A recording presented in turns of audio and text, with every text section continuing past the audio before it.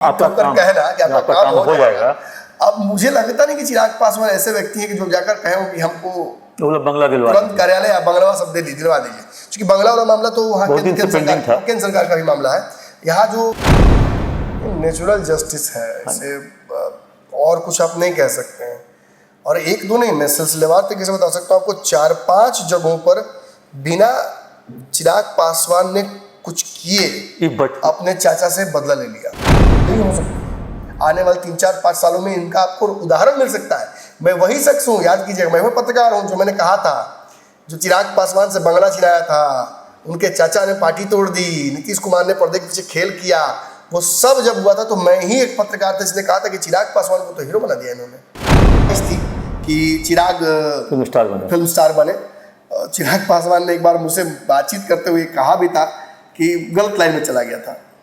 मुझे बाकी यही करना चाहिए था, क्योंकि बचपन से तो मैंने राजनीति देखी, घर में सब राजनीति, मैं कुछ भी करता था। मैंने पढ़ाई भी नहीं जब की, इंजीनियरिंग की, जब कुछ भी कर रहा था। आप किसी नेता के चरित्र को पढ़ते हैं और मेरे से विश्लेषक सुनते हैं तो इन चीज़ों को गांठ बांधिए। चिराग पासवान ने वो फैसला किया अपने पिता की मृत्यु के तुरंत बाद। उस स्थिति में उन्होंने ये फैसला किया हम बिहार के 45 सीटों पर चुनाव लड़ेंगे, और उन्होंने नीतीश कुमार को अपने रडार पर रख लिया।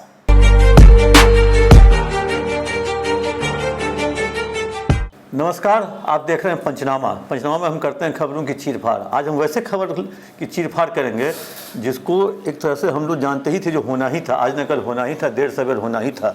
और हम लोग बात करेंगे चिराग पासवान और नीतीश के बीच में जो बढ़ते अच्छे संबंध है उसको लेकर के। और नीतीश ने फिर बदला पाला, चिराग की सबसे बड़ी भविष्यवाणी सही। और एक तरह से कहें जो नमन जी से भी बात करेंगे। नमन जी, चिराग को फिर पुराना बंगला मिल गया है। जिस बंगले के लिए लड़ाई हुई वही बंगला छाप भी था, वही बंगला उनसे छीना भी गया, दिल्ली में भी, पटना में भी। और आखिरकार दिल्ली वाला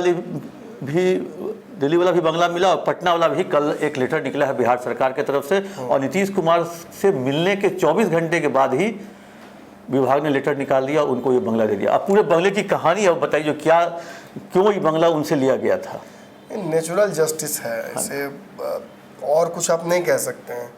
और एक दो नहीं, मैं सिलसिलेवार तरीके से बता सकता हूँ आपको। 4-5 जगहों पर बिना चिराग पासवान ने कुछ किए अपने चाचा से बदला ले लिया। मतलब ऐसा होता है ना कि प्रकृति जब न्याय करती है या ऊपर बैठा हुआ कोई न्याय करता है तो उस न्याय में ऊपर डंडे में लाठी में आवाज़ नहीं होता है, वो अपने आप सा होता गया।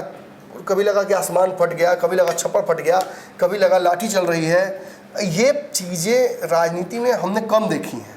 टिट फॉर टैट, जैसे को तैसा जवाब। आपने एक मज़ेदार बात यह है कि मतलब इस बात के बहुत लोग साक्षी नहीं है, इसलिए मुझे पता नहीं बोलना चाहिए कि नहीं बोलना चाहिए।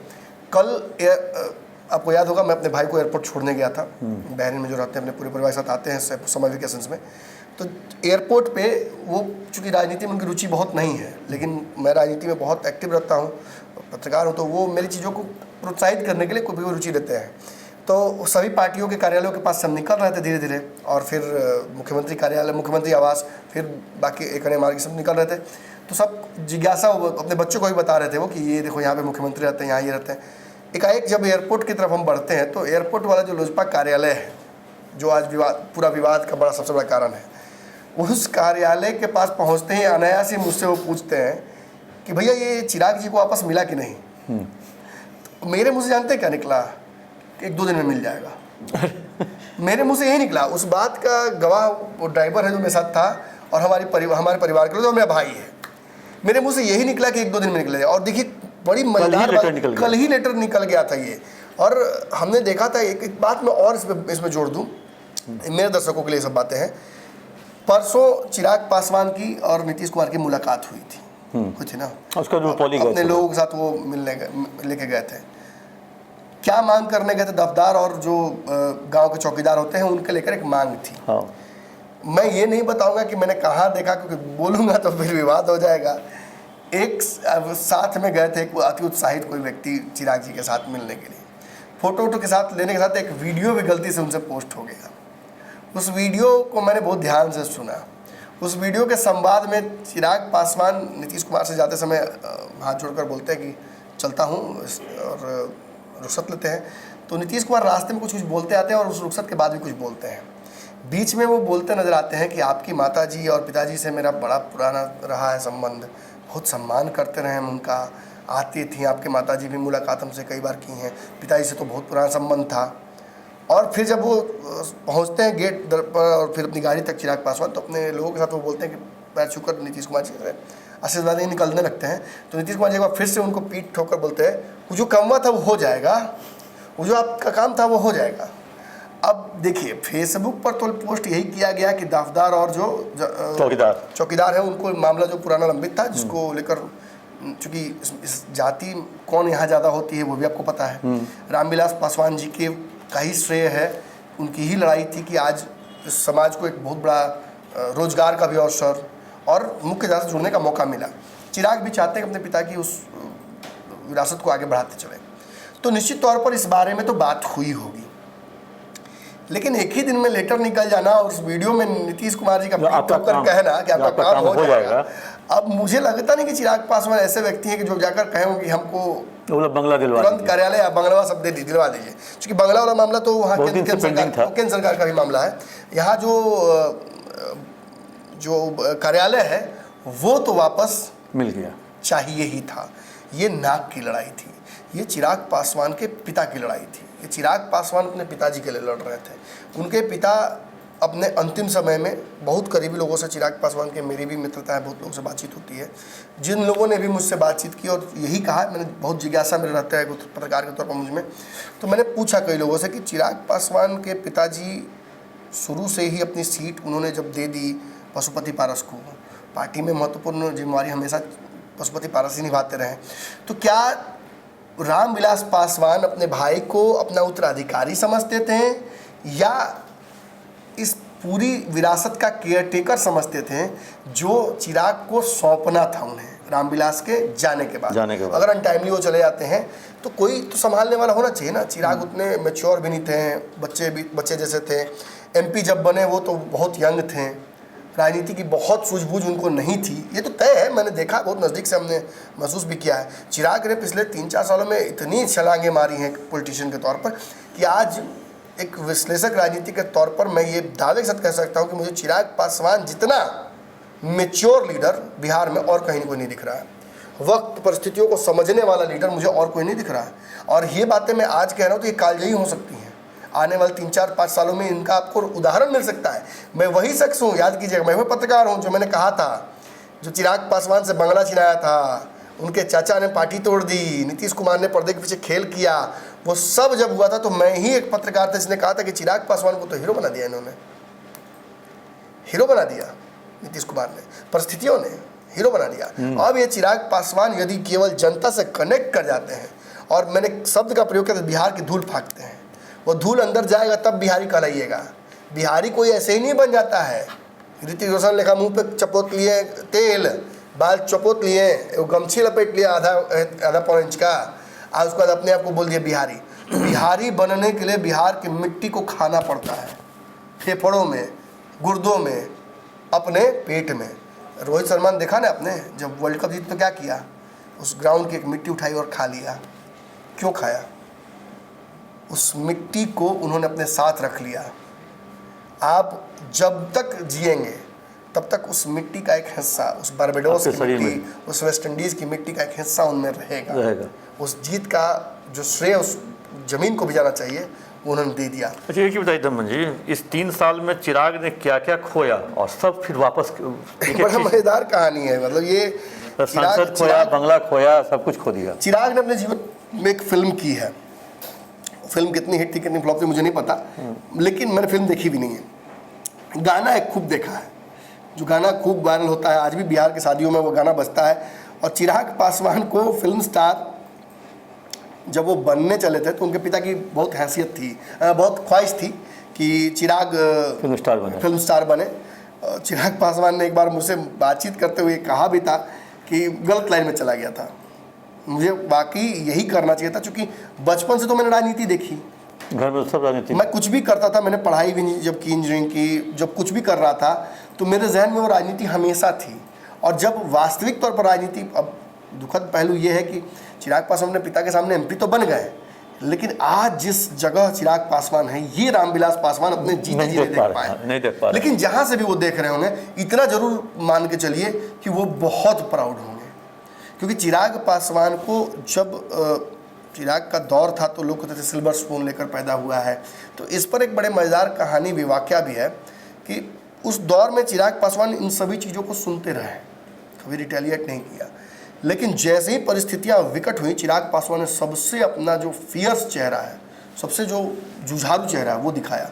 और जब वो बिहार में उतरे और बिहार का धूल फाँकने लगे और सिलसिलेवार तरीके से, आप देखिएगा ना, जैसे हम नोटिस करते हैं 2020 का चुनाव, एनडीए का बहुत महत्वपूर्ण स्तंभ लोजपा, एक स्थापित चेहरा, एक स्थापित पार्टी, एक स्थापित मापदंड, इतनी सीटें मिलेंगी, एक मंत्री बनेंगे, राज्यसभा जाएंगे, ये होगा वो होगा, सब तय था। और एकाएक रामविलास पासवान गुजरते हैं, 2020 का चुनाव सामने आता है। चिराग पासवान अपने पिता के सम्मान के लिए कहते हैं कि नहीं, हमें जितनी सीटें हमने डिजर्व हम करते हैं उतनी मिलनी ही चाहिए। 4-5 सीटों के चलते बस भाजपा और नीतीश कुमार मानते नहीं हैं। ज़्यादातर नीतीश कुमार का इसमें श्रेय था। भाजपा को लगता है कि चिराग को छोड़ भी देंगे तो क्या हो जाएगा। चिराग पासवान नरेंद्र मोदी का अपना हनुमान बोल चुके थे, नरेंद्र मोदी का हनुमान अपने आप को बोल चुके थे। तो अब इस शब्द की भी मर्यादा रखनी थी, इस बात की भी। तो चाह कर भी वो भाजपा के खिलाफ चुनाव नहीं लड़ सकते थे। लेकिन आपको एक बात मैं बताता हूँ, दर्शकों को भी ये सब बातें नोट करनी चाहिए। जब आप किसी नेता के चरित्र को पढ़ते हैं और मेरे से विश्लेषक सुनते हैं, तो इन चीज़ों को गांठ बांधिए। चिराग पासवान ने वो फैसला किया अपने पिता की मृत्यु के तुरंत बाद। उस स्थिति में उन्होंने ये फैसला किया, हम बिहार के 143 सीटों पर चुनाव लड़ेंगे। और उन्होंने नीतीश कुमार को अपने रडार पर रख लिया और भाजपा को बेनिफिट ऑफ डाउट दिया कि मैं मानता हूं कि आपने गलती नहीं की है, लेकिन गलती के हिस्सेदार आप भी हैं। लेकिन फिर भी चूंकि मैं आपका हनुमान हूं, तो आपका अहित नहीं कर सकता। राम काज करबे को आतुर, किसी भी स्थिति में काम आपका होना चाहिए। उन्होंने पूरे चुनाव में नीतीश कुमार को उतना ही डैमेज किया जितना सरकार बन जाए भाजपा की, और भाजपा को उस स्थिति में डाल दिया। भैया याद की दर्शकों, उस स्थिति में डाल दिया कि नीतीश कुमार को भाजपा ये कहती कि मुख्यमंत्री मेरा होगा, आप उप मुख्यमंत्री बनिए या सपोर्ट कीजिए। लेकिन भाजपा, हो सकता है कि राजद के पास जो विधायक था, नीतीश की एक रही है छवि कि वो पलट जाते हैं। भाजपा इस डर में उनको मुख्यमंत्री बनाए रखी। बाद में चिराग पासवान के द्वारा दिया गया ये फायदा भाजपा ने खुद गंवा दिया, इस एडवांटेज को। लेकिन इसका नुकसान तो भाजपा को मिला ना। 2022 में नीतीश पलटे ना, आखिर पलट ही गए। बकरे की अम्मा कब तक खैर मनाएगी। चिराग पासवान ये बात जानते थे कि नीतीश आज तो कल पलटेंगे। कई बार मुझसे बातचीत में उन्होंने उस दौरान भी कहा था कि नमन भाई, नीतीश कुमार जी की गारंटी नहीं है, वो पलट जाएंगे। उनको इससे बेहतर ऑप्शन मिला या उनको लगेगा कि उनकी कुर्सी पर खतरा है तो वो पलट जाएंगे। और यही हुआ। और जो भाजपा नीतीश के विपक्ष में जाकर भी नीतीश की क्रिटिसाइजेशन नहीं कर पाई, उसे चिराग पासवान ने पग पग समस्याएं दी। नीतीश कुमार को एक भी जो वास्तविक विपक्ष था वो निष्प्रभावी था भाजपा। क्योंकि नीतीश कुमार उठते कहते तुम मंत्री, अरे बैठो यार, तुमको मंत्री हम ना बनाए, बैठो, बाकी पूरे विधायक हो, बैठो यार, तुम्हारे पिताजी को जानते हैं, तुम क्या बोलोगे, बैठो, बैठ गए। उठ के बोलने गए। लास्ट में बुद्धि खुला भाजपा का कि नंद किशोर यादव को खड़ा किया गया, फिर सुशील मोदी को खड़ा किया गया। तो राज्यसभा चले जाते थे तो नहीं बोल सकते थे, लेकिन फिर भी ट्विटर पे बोलने लगे वो। नंद किशोर यादव उठे तब जाके नीतीश कुमार ने थोड़ी बातें सुननी शुरू की विपक्ष की। अंत सुन भी रहे थे, लेकिन सदन में बिना मौजूद रहे, बिहार के दोनों जगहों पर बिना मौजूद रहे, चिराग पासवान ने खूब दवाई दिया नीतीश कुमार को। 73 से 43 पे ला दिया। जितना मैंने दवाई दे सकते थे उतना सब दवाई दिया।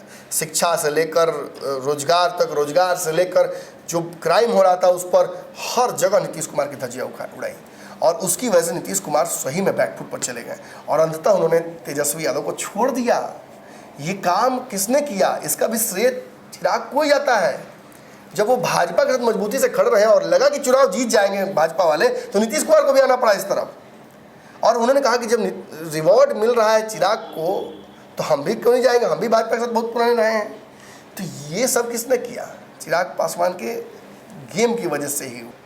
जब हम देख लिया कि नरेंद्र मोदी ने फैसला लिया कि नीतीश को वापस लाना है, आवश्यकता है नीतीश की, और वो चुनाव में दिखा भी, इस बात की भी फार साइटेडनेस उनमें थी, दूरदर्शिता, कि नीतीश की आवश्यकता है तो नीतीश कुमार को अब स्वीकार लो। उन्हें सम्मान दो, उनको बाहर रखना या उनके खिलाफ बयानबाजी बंद करा। और बहुत ही डिप्लोमेटिक फैसला लेते हुए उन्होंने नरेंद्र मोदी की कुर्सी सचमुच से बचाई। इनके 5 सांसद भी जरूरी हैं, उनके 12 सांसद भी जरूरी हैं।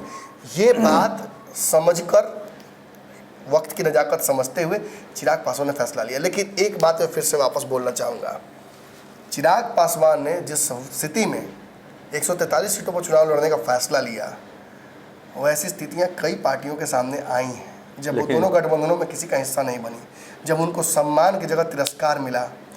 उस स्थिति में किसी भी राजनीतिक पार्टी ने आज तक बिना दोनों गठबंधनों के सहयोग के चुनाव नहीं लड़ा। मैं नाम ले सकता हूँ। इसी चुनाव में मुकेश सहनी के पास ये अवसर था, भाजपा से गठबंधन करने के लिए दिल्ली गए, बहुत दिन तक प्रयास करते रहे, नहीं हुआ, नहीं बातें बन पाई, वापस आए, एक चरण का चुनाव खत्म हो गया, कोई अनाउंसमेंट नहीं, और फिर एकाएक महागठबंधन का हिस्सा बनते हैं। कैसे, क्यों नहीं हिम्मत जुटा पाए 40 सीटों पर चुनाव लड़ने का? अकेले नहीं संभव है। जब आपको पता होता है कि कन्फर्म हार सामने है, तो बड़े बड़े सेनापतियों की तलवार जो है म्यान से नहीं निकलती है, या हाथ में होती तो कांपने लगती है। ये सच है। बड़े बड़े घोड़ों का टाप जो है वो रुक जाता है।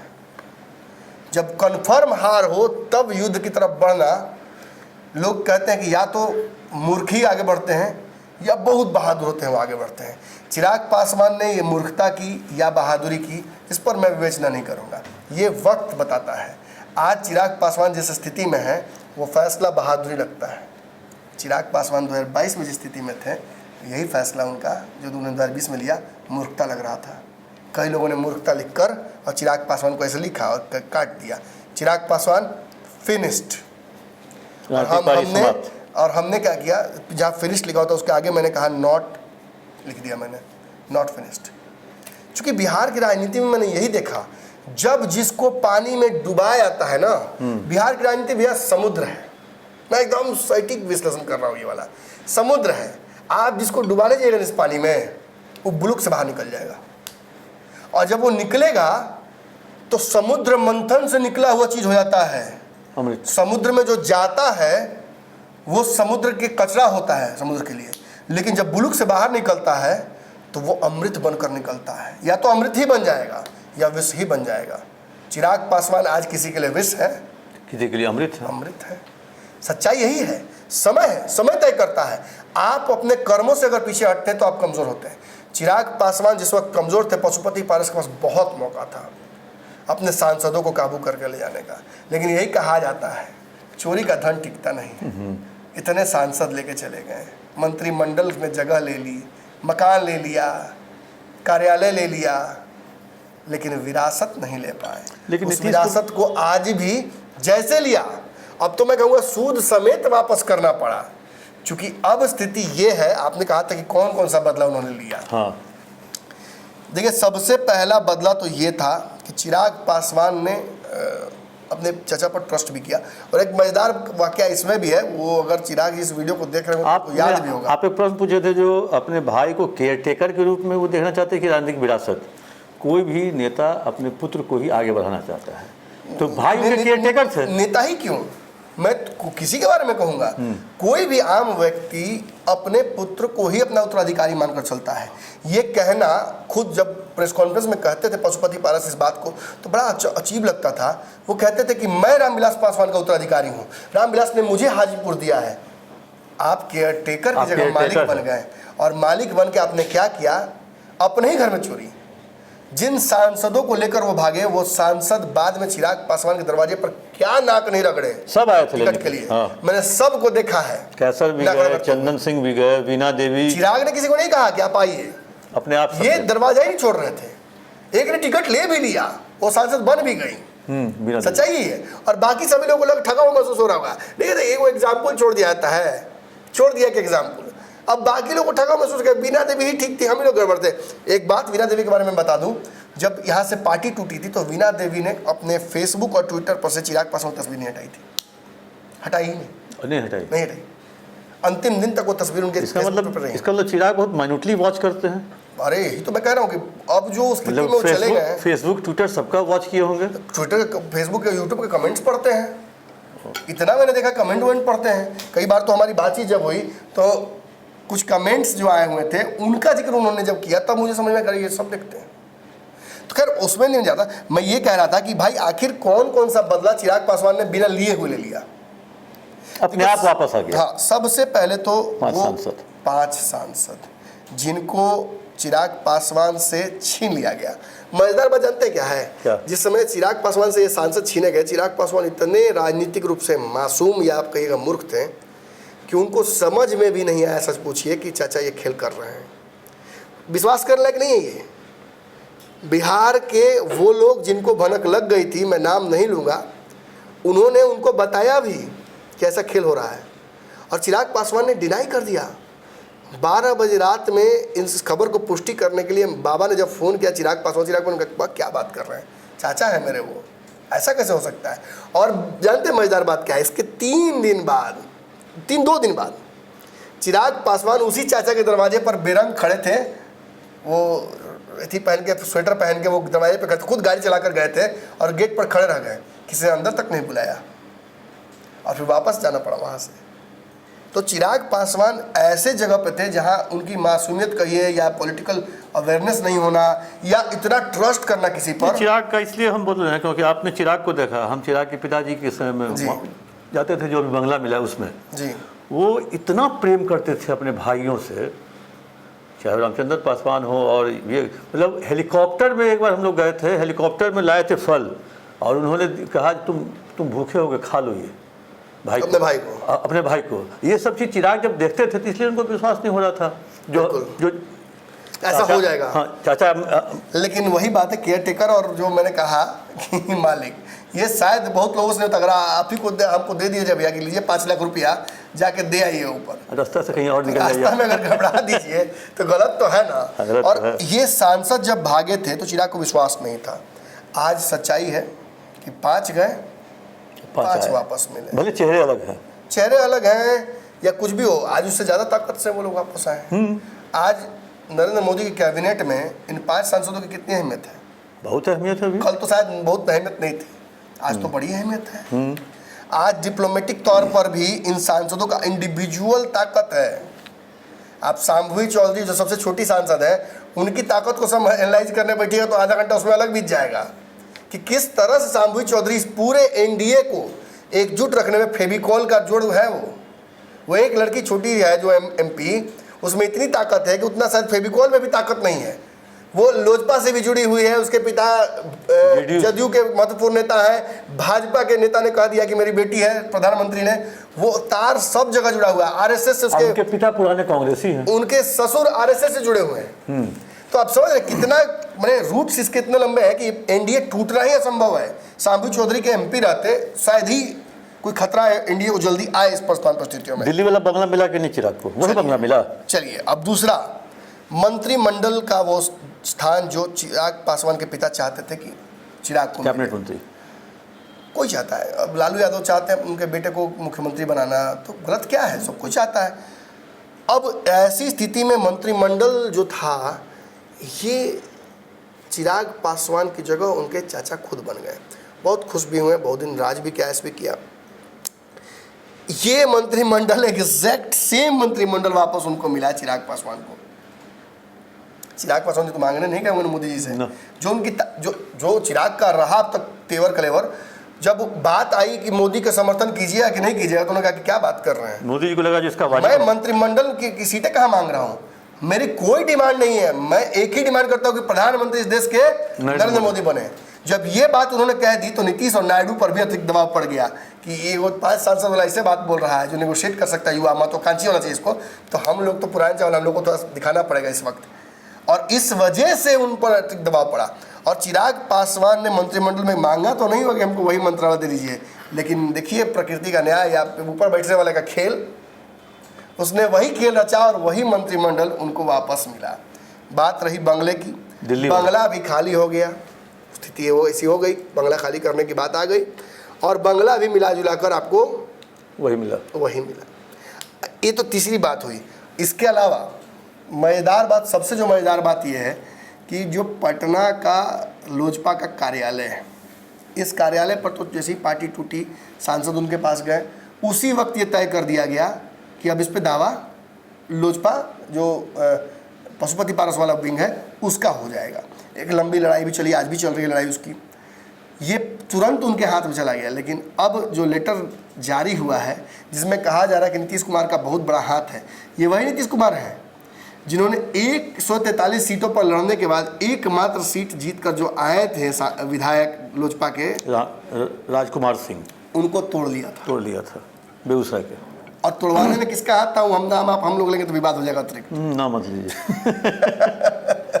जिनका नाम आया पार्टी तोड़वाने में, जिनका आज वही चिराग पासवान सामने खड़े थे, हाँ हाथ जोड़ के खड़े थे।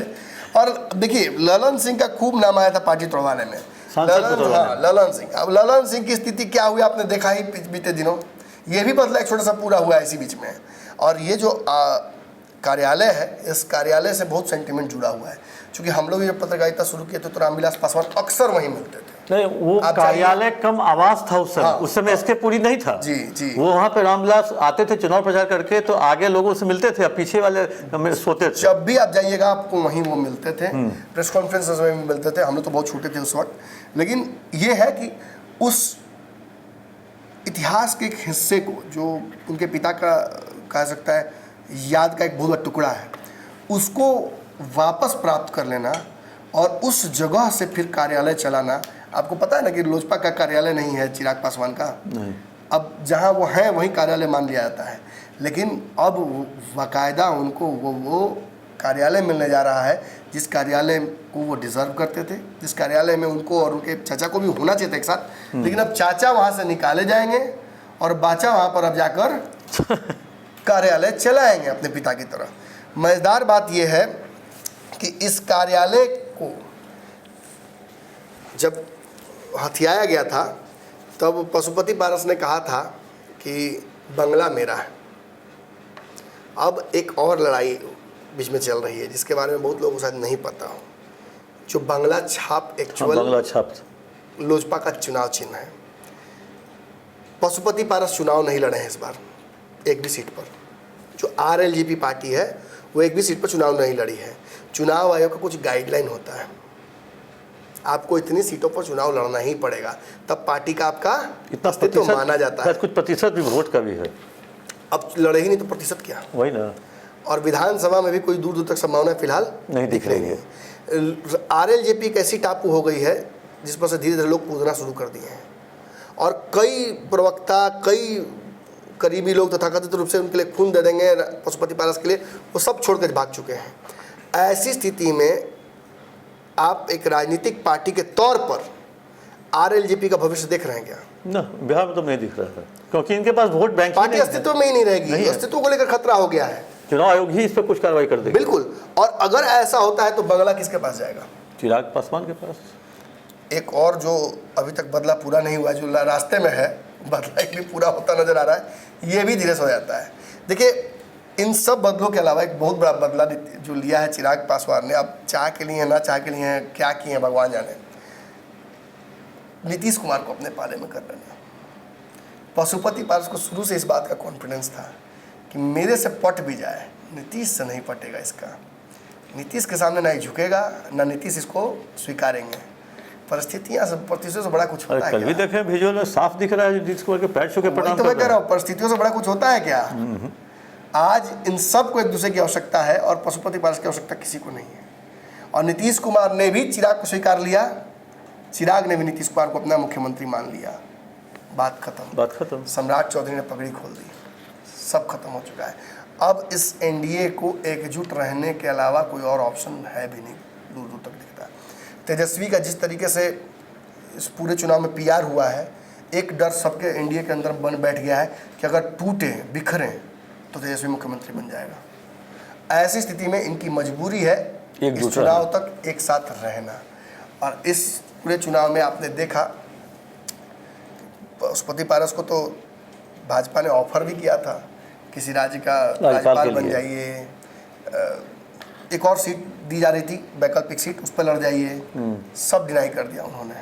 MLC बनाने की बात चल रही थी, वो भी डिनाई कर दिया उन्होंने। और यहाँ तक कि पशुपति पारस महागठबंधन की तरफ भी गए हैं, जहाँ चिराग पासवान की डायरेक्ट भर्ती थी, वहाँ भी स्वीकार नहीं किए गए। लालू जी ने कहा था डायरेक्ट भर्ती है, आओ एमएलसी का एक सीट भी ले जाओ चिराग, आओ। चिराग नहीं गए, आई गए तब भी इनको भर्ती नहीं मिली, अंततः इनको वापस एनडीए में ही आना पड़ा। और आज स्थिति ये है कि इतना अपमानित होने के बाद, अपने परिस्थितियों की वजह से किसी ने अपमानित नहीं किया, आज इतना सब कुछ होने के बाद भी इन्हें भाजपा और एनडीए के साथ रहना पड़ रहा है। पार्टी के अस्तित्व पर खतरा आ गया, सिंबल छीना गया, मंत्रालय चला गया, सांसद भाग गए, कार्यकर्ता टूट रहे हैं रोज, एक जो कार्यालय था वो भी छीना गया, बंगला छीन ही लिया गया, मंत्रालय चला ही गया। अब बची कुची बात रही कि जिस भरोसे वो थे कि सब हो जाएगा, लेकिन चिराग और नीतीश में पैचअप नहीं होगा, वो भी हो गया। अब बताइए कि इससे बड़ा फिल्म कोई हो सकता है चिराग पासवान के जीवन में? चिराग पासवान बिना जानते हुए एक ऐसे फिल्म के हीरो बन गए जो उनके ही जीवन पर आधारित थी, और वो फिल्म सुपरहिट हुई। हम तो कहेंगे आपको जो चिराग को दीजिए एक अपना वेब सीरीज बना लें इसी पर जो कहाँ से ये भी तो डायरेक्शन ही है जो हमने कहा किया आज। वेब सीरीज बना लीजिए। नीतीश कुमार सच पूछिए तो असल पलटी इसी में मारे हैं। मुझे लगता है कि पशुपति पारस को अभी भी तस्वीरें मैंने एब्जॉर्ब हो पा रही होंगी, वो देखते होंगे दोनों को साथ में। लेकिन नीतीश कुमार कुछ हड़बड़ी में है चिराग के नज़दीक जाने में। नहीं देखिए, नीतीश कुमार ये जानते हैं कि अब आगे चल के बिहार के राजनीति में चिराग का कद बढ़ेगा। वो समझ रहे हैं कि इनकी पार्टी का जिस बच्चे को इग्नोर कर रहे थे वो धीरे धीरे वो मजबूत हो रहा है। और इसमें भी नीतीश कुमार की ही कुछ गलतियाँ, लेकिन नीतीश कुमार ने अपनी गलतियों की वजह से तेजस्वी को आगे बढ़ाया। आज उन्हीं गलतियों की वजह से चिराग भी आगे बढ़ गए। चिराग जितना अपने मेहनत की वजह से बढ़े हैं उतना परिस्थितियों की वजह से बढ़े हैं। ना ऐसी परिस्थितियाँ आती, ना चिराग पासवान इतना मेहनत करते हैं, ना जनता के बीच जाते हैं, ना इतना दिन भर उतना मेहनत करते हैं, और उसकी वजह से ही आज उनको मिला है सो मिला है। तो मैं तो यही कहूँगा कि सबसे हिट फिल्म तो चिराग की पार्ट 2 चिराग पासवान 2.0 ये सबसे हिट फिल्म उनके जीवन की होगी। जो फिल्म उन्होंने किया वो तो पता नहीं, मैंने देखा नहीं है, लेकिन ये फिल्म ज़्यादा बेहतर है। पंचनामा में आप सुन रहे थे किस तरह से चिराग पासवान ने एक एक करके अपनी लड़ाई लड़ी और जीती भी। मतलब कहें जो ईंट सीमेंट टाइल्स वाला तो बंगला मिल गया, अब बंगला छाप पर एक मात्र अंतिम लड़ाई है, जो बंगला छाप रामविलास पासवान जी के पार्टी का हुआ करता था, जिसको लेकर के कुछ विवाद हुआ, फिर दोनों को अलग अलग मिला बंगला छाप। अब देखते हैं चुनाव आयोग से चिराग पासवान कब तक अपनी बंगला छाप को वापस ले पाते हैं, और वो उनकी आखिरी जीत होगी। और सबसे मजेदार, नीतीश कुमार और चिराग पासवान जो जितने दूर थे अब उतने ही नज़दीक देखने को मिल रहे हैं। और ये तस्वीरें में भी आपको दिख रही है किस तरह से चिराग पासवान नीतीश कुमार से आशीर्वाद ले रहे हैं और नीतीश कुमार उनकी पीठ थपथपा रहे हैं। तो ये थी चिराग की जीत, चिराग की लड़ाई और चिराग की जीत का पंचनामा जो नमन जी के साथ आप लोग सुन रहे थे। कैसा लगा यह पंचनामा आप जरूर अपना कमेंट दीजिएगा और कमेंट बॉक्स में जाकर।